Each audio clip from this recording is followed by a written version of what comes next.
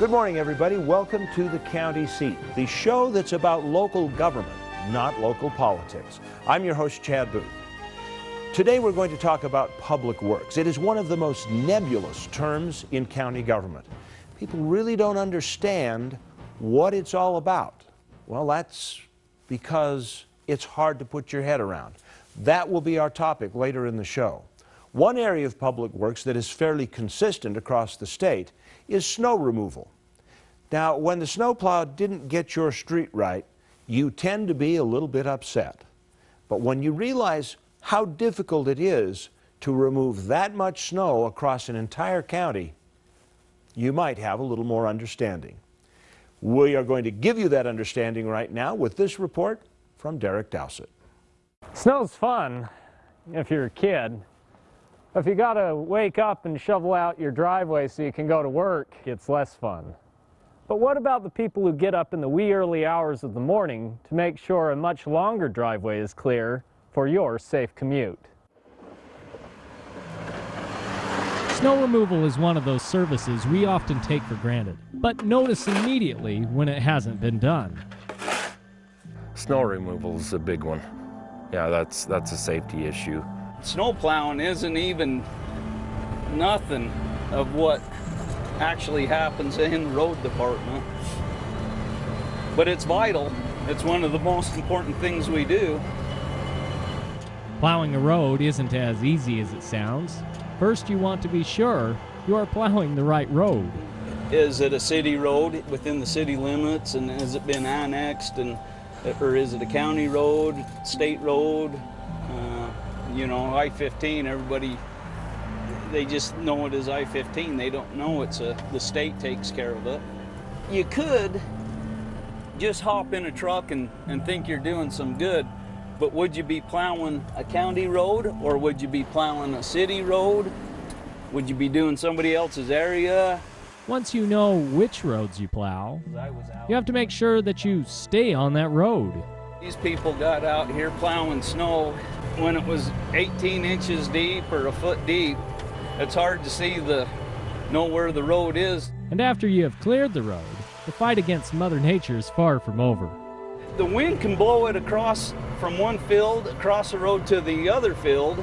The tendency is to take the snow with the wind. Well, then the wind switches around and blows it back across. See, this looks pretty bad too. It's slushy. If I leave it, it's just going to turn to ice.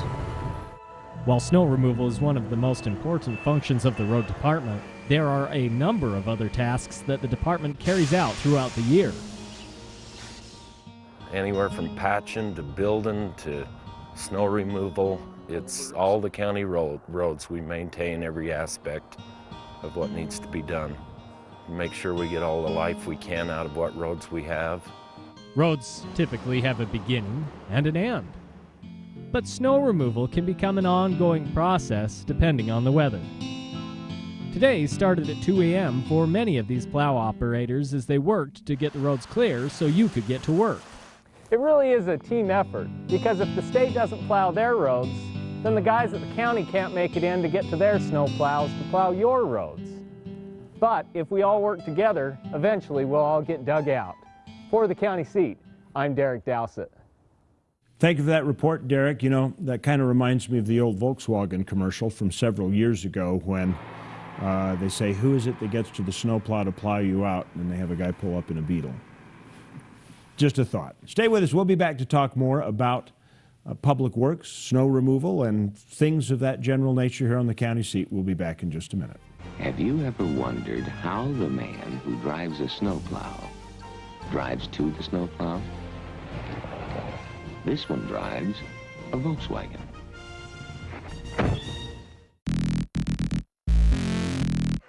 Get ready, set, jump! The day starts off at sunrise with the Cisco Disco. Come catch Cisco fish at Cisco Beach on the east side of Bear Lake. After the fishing, why not jump in the lake yourself? The Bear Lake Monster Polar Plunge starts at 11 a.m. at the Bear Lake State Park Arena. All proceeds from the event go to Primary Children's Medical Center. Gather your family and head north for a great cause. Visit bearlake.org for more information. Rich County, take the plunge. Carbon County is typically known for its industry and coal production. But did you know Utah's Castle Country has something for everyone? The motocross track has been acclaimed as the most popular in Utah, with a variety of technical and natural terrain, and it even includes a pee-wee track. Visit castlecountry.com for more information. I didn't order this. Compliments of the lady in gold. Hello, trouble. Anything worth doing in this quiet little town? You look like the kind of man that could show a girl a good time. You strike me as the kind of girl that likes a manicure and a massage. How's that for a manicure? I hate golf. I was hoping for something a little more vigorous. Vigorous, I can do. And I thought you'd be riding side saddle. What?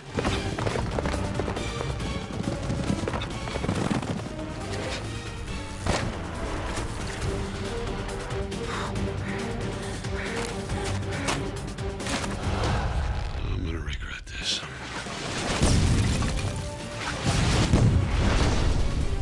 How about that manicure?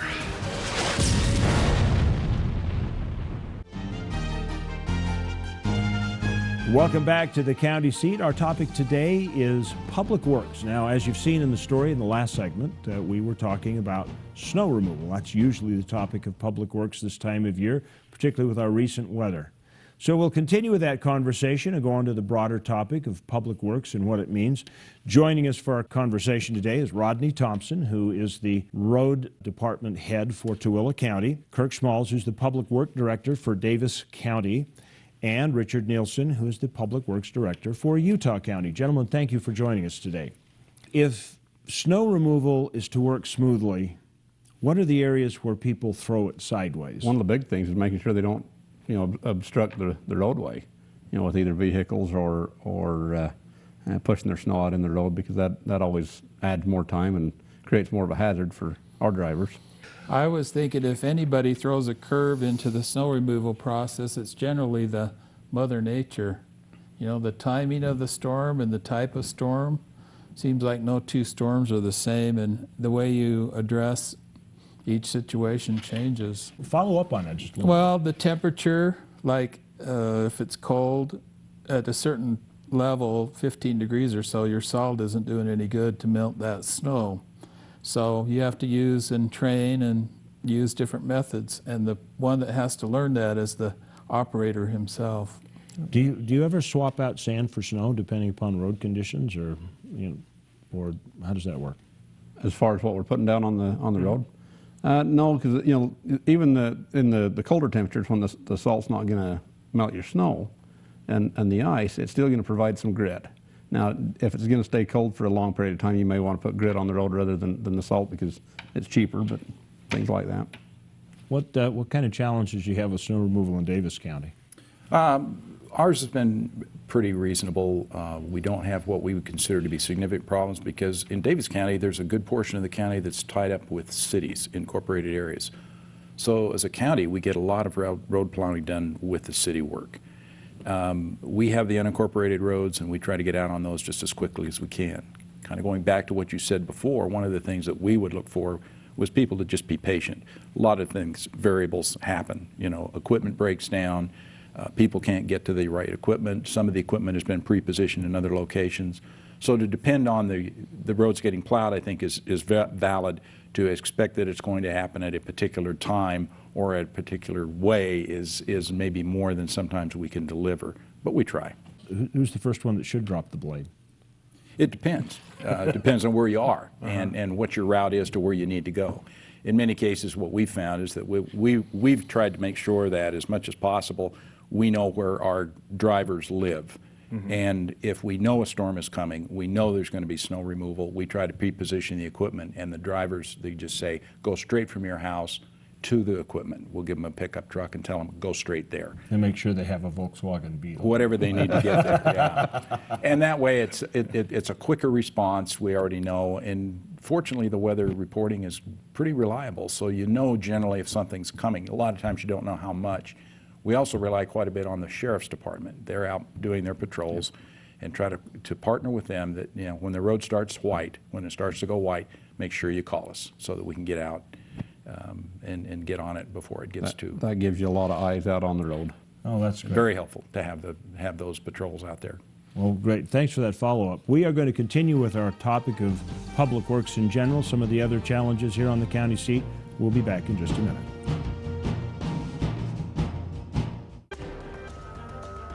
Kanab, base camp for your southern Utah adventures.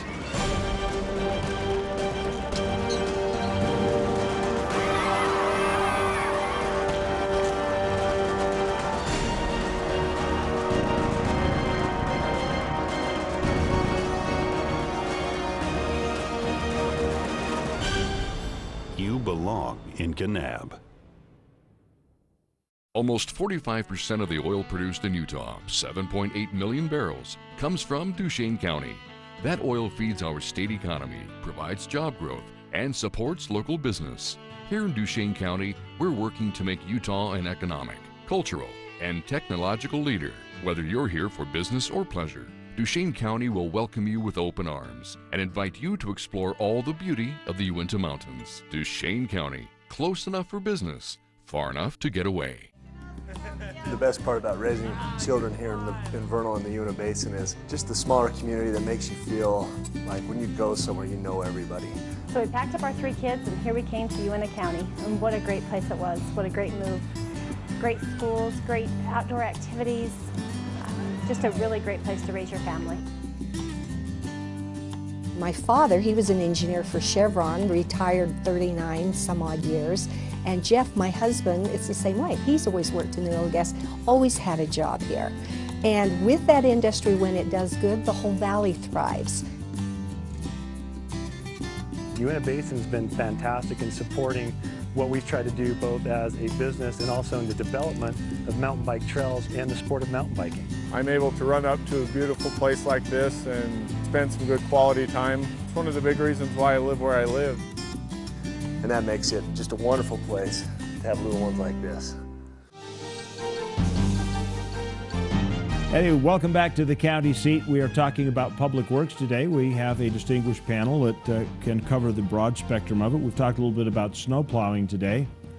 But I would like to kind of go to the general thought that public works is probably one of the most misunderstood sections of county government. Why do you think that is? I mean, people just don't seem to get their heads around it. I think one of the reasons is that you have, you know, the sheriff's office, they're law enforcement. The health department, they do the health issues. Public works kind of gets everything else. They get anything that doesn't fit in one of those nice little neat boxes. And I think that's one of the reasons why, because it is different whether you're in a more urbanized county or more rural county. Even urbanized counties, they have different responsibilities for their public works departments. You don't even have a public works department, isn't it? No, Tooele County doesn't have a public works department, but we have solid waste, basically in its own department, a transfer station.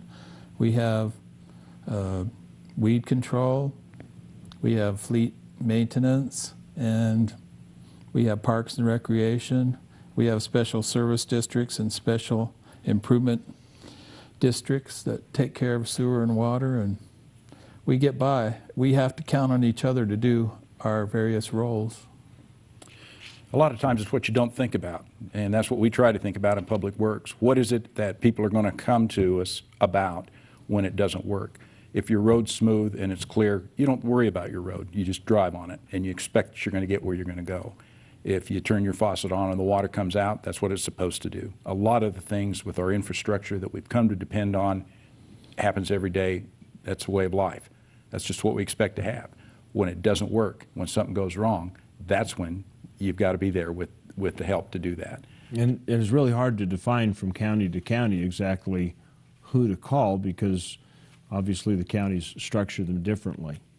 So what do you think are the differences between an urban and a rural setting? We've got we've got an urban county, basically, we've got a rural county, and we've got kind of a hybrid between the two. Where do you guys see the differences between what you do? In terms of snow removal, something that came to mind was, since we have such a large area to cover, if the storm hits in a different section of the county, we may have to pull a person from their normal snowplowed district to help in another area. And that's been an issue, just driving to get to where we need to be. Sometimes it could be a 3-hour drive to get to where you need to do the work. So we have a guy that lives out in Ibapaw, which is a very remote area, and he takes care of that area. And when he needs help, it's 3 hours to get out there to help him. So. Oh, okay, so here's an Ibapaw question for you. Does he plow north or does he plow east? He plows pretty much, the main paved road is north and south. Yes. So. I was wondering if the Pony Express route is ever... The Pony Express route is a secondary route that gets plowed. I mean, this winter's been an example where we've had to go clear out in the middle of the desert and push snow. Mm-hmm. But typically they don't get a lot of snow out there.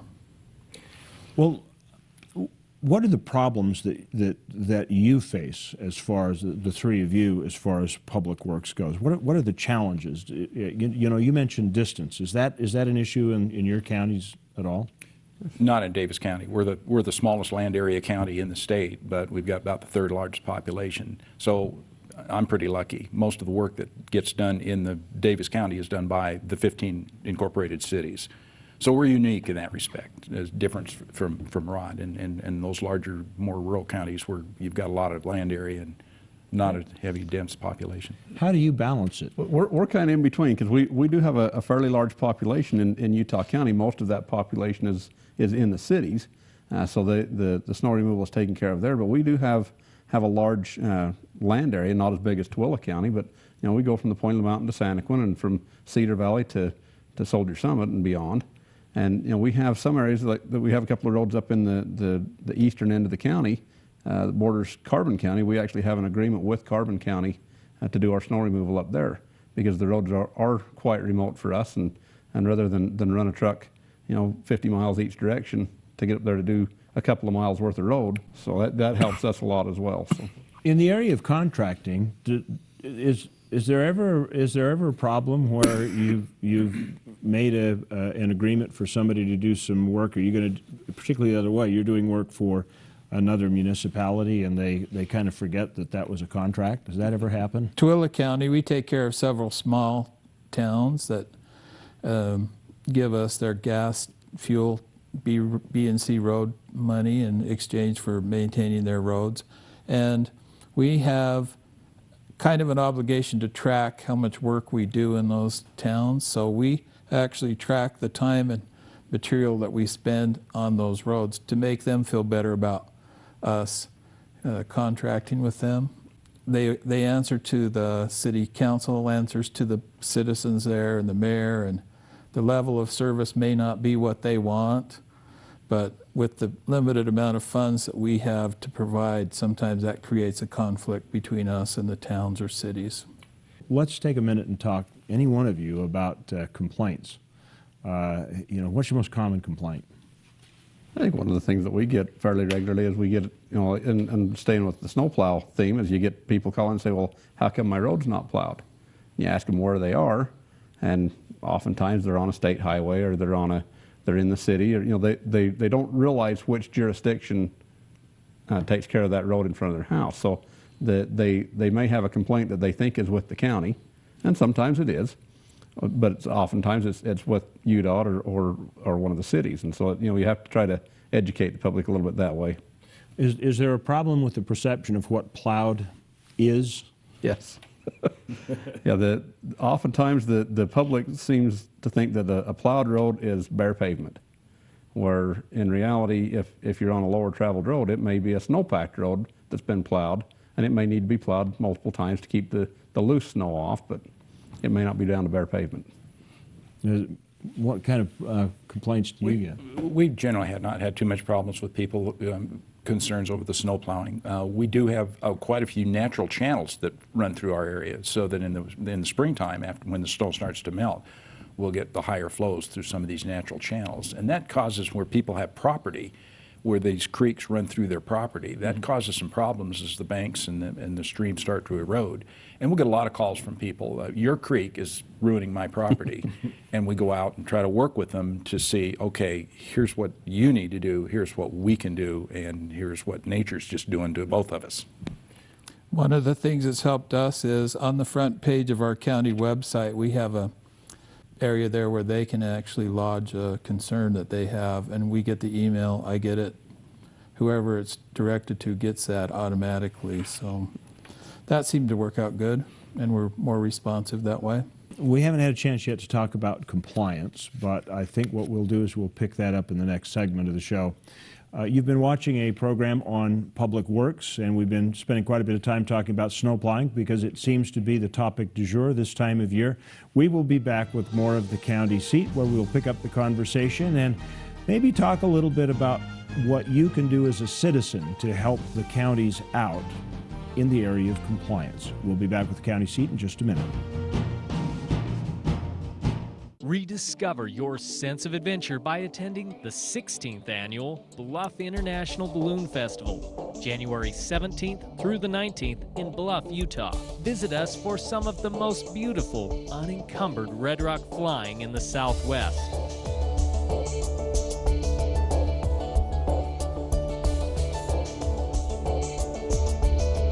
Utah's San Juan County, where life is elevated. How would you spend an extra day in Utah Valley?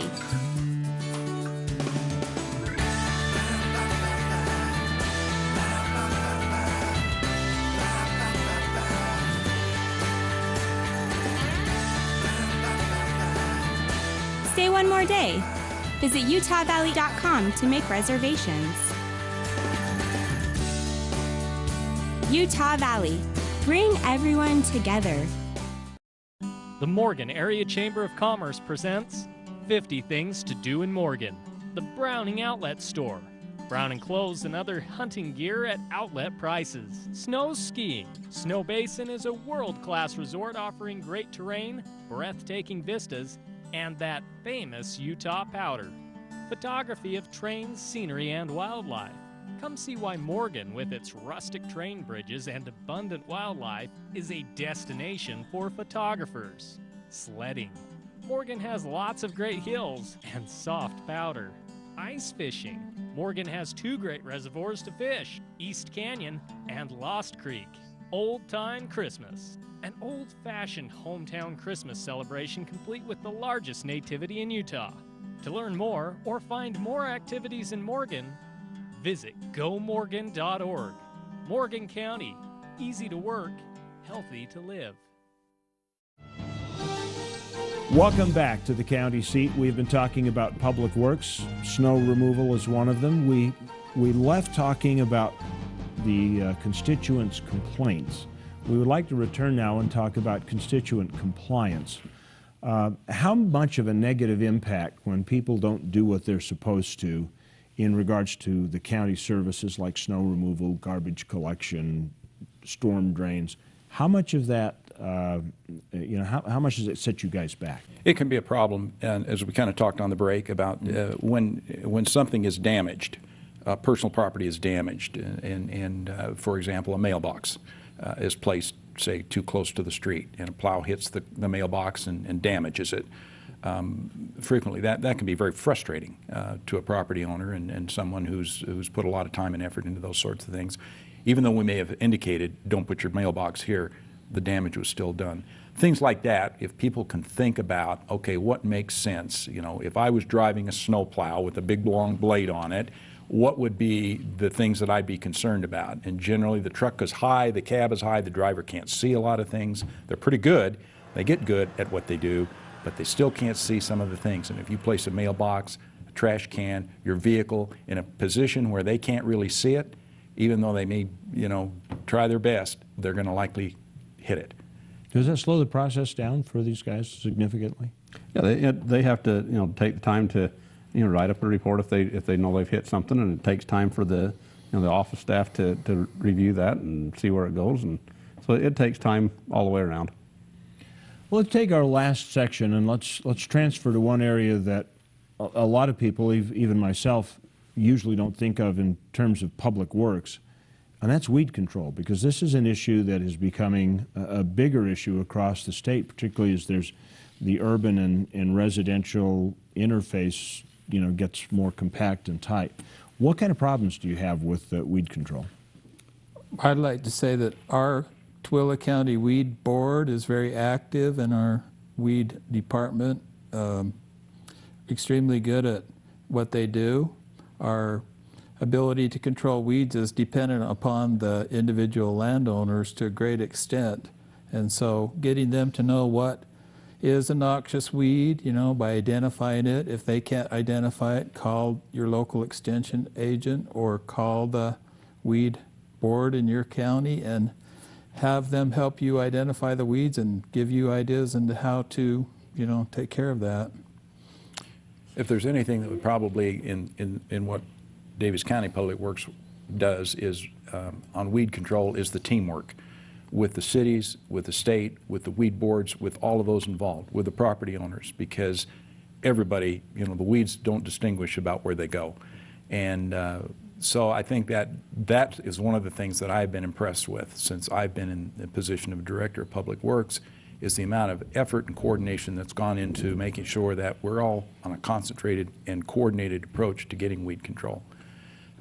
I know my commissioner came the other day and was very curious about why he is seeing so much Phragmites, for example, in areas where he just drives to work. And it gave us an opportunity to explore with him and others, okay, where are our efforts being directed for the county? Where are others' efforts being directed? What is the extent of the program that we're involved in here? What do we know about others' programs and so forth? So it gave us a chance to tune up a little bit on what that is. Go ahead. I'd say that we also have a pretty good coordinated effort amongst the weed supervisors throughout the state in the various counties. They work well together because, like what Kirk said, the weeds don't stop at the county line. If you go from one county to the next, it's still going to keep on going. So the weed supervisors and weed boards work together quite well. In retrospect, looking at the issues we've dealt with today, I think cooperation is a big part of everything that we do. And the citizens, the people that rely on our services and public works, they can be a big help to us, along with working together with each other. Well, with cooperation is that final word. We'll invite you to cooperate as well. Please get involved and try and understand some of these issues and do your part as a citizen. That's all the time we have for the county seat today. We'll come back actually and take an entire half hour and talk about noxious weeds in the near future. Thanks for joining us. We'll see you next week. How would you spend an extra day in Utah Valley?